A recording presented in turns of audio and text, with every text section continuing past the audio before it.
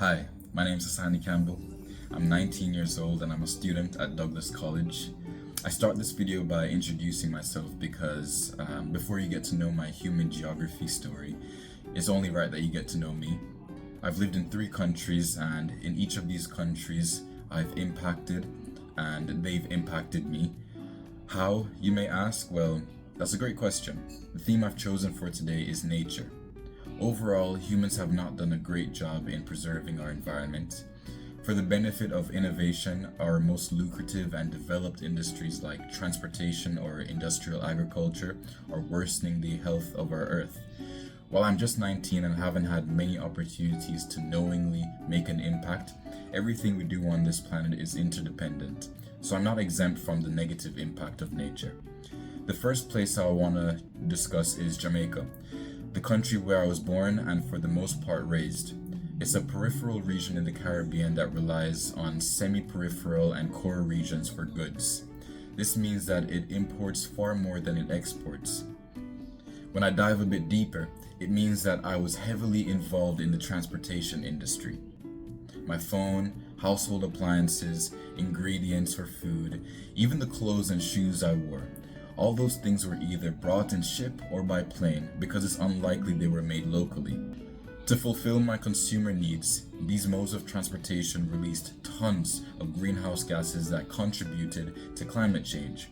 Furthermore, for the 12 years that I lived there, I never took the bus or any public transport or walked for any far destination.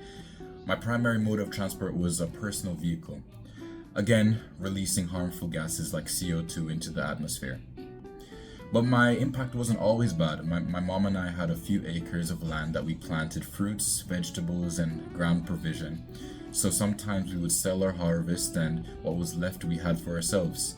By selling our harvest, we promoted local and seasonal food that reduces transportation, emissions, and food packaging, as well as waste. And by making slow food, we ensure our health because we know that we're using organic fertilizers.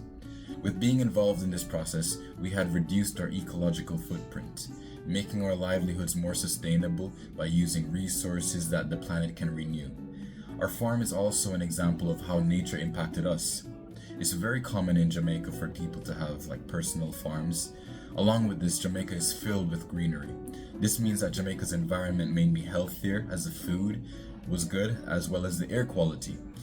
For the second half of my childhood, I moved to Bermuda, a semi-peripheral region that I lived in for 6 years. Embedded in Bermuda's culture is an idea of cleanliness and sustainability. The 3 R's, reduce, reuse, recycle, were encouraged thoroughly. Although my family had a personal vehicle, most times I would use the bus system or just walk, as the island is very small. 2 cultural traits that characterize Bermuda are fishing, as well as all houses having white roofs. Of course, I participated in these 2. I fished regularly, which contributed to the slow food process, and my house had a white roof as well. What is interesting in Bermuda is that they intentionally coat their roofs with white so they can see when it's dirty. Because it rains regularly, we use the water that runs off of our roof as the household supply. Because of this, the energy used to bring water into households was drastically reduced, and it is sustainable because we only use the water that rained. It's important to recognize that people impact place and place impact people. With this specific example, they go hand in hand. While the fishing and the white roofs impact the environment, the bountiful reefs that harbor marine life encourage the fishing, and the frequent rains inspire the roofs.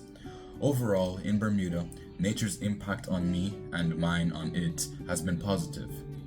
The next place on the list is BC, Canada, where I currently live. I recently moved here, and I feel that the change in my ecological footprint is worth noting.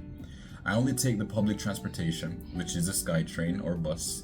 I stay away from fast fashion, which means I cycle through the same clothes and avoid buying what's trendy. However, looking at my ecological footprint and only considering my direct impacts is low.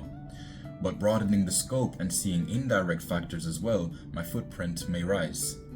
As mentioned before, major industries that contribute to nature's detriment are transportation and industrial agriculture, mainly because of their use of greenhouse gases which have harmful emissions.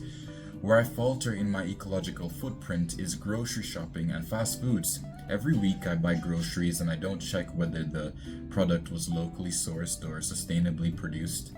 I purchase randomly. What is likely the case is that I purchase items that are sourced from other countries, and even if it is sourced from Canada, Canada is the second largest country, which means that on average my food travels thousands of kilometers to reach my plate. And if I'm not eating it today, I'm storing it in my fridge that operates around the clock using electricity derived from fossil fuels. So while I do make an effort to not pollute the environment, I'm still contributing to high emissions through food. On the other hand, BC has done well in providing for me.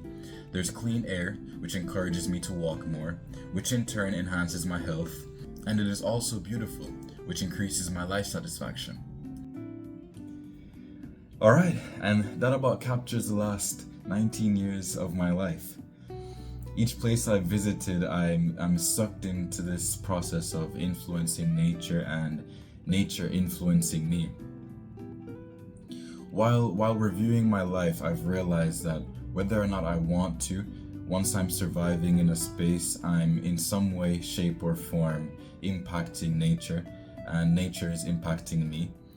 But from Jamaica to Bermuda to BC, what I've realized is that everywhere has systems in place that negatively impact the environment.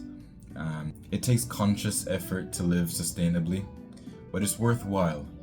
Some harmful things are unavoidable, but as said in class, the goal is better, not perfect.